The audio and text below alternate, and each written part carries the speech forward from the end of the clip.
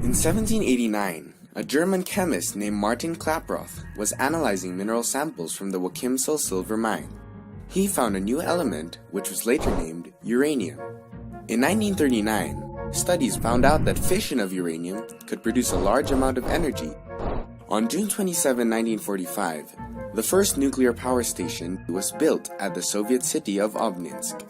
Through the years, more and more countries started to build their own nuclear power plants.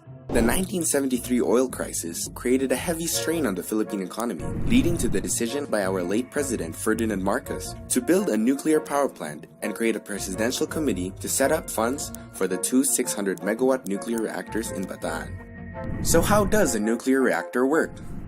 Uranium atoms are split in the reactor core, which is surrounded by water. The water is then pumped into the heat exchanger. Due to the enormous amount of heat produced during the fission reaction process, the surrounding water heats up, producing steam. This in turn is used to rotate the turbines, generating the electricity. Going back to our nuclear power plant here in the Philippines, the 600-megawatt nuclear reactor could supply the country's 10% total projected power demand without giving great negative impact on our environment, and reduces the amount of energy generated from fossil fuels. The only problem is that the Bataan Nuclear Power Plant was never made operational. This is because multiple concerns about the safety of the people around the power plant are at risk, especially when the Fukushima incident happened.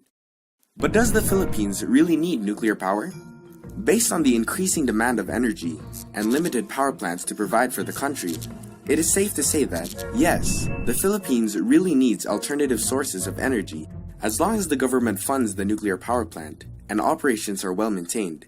There are few concerns to worry about, and we can enjoy the benefits of nuclear power plants.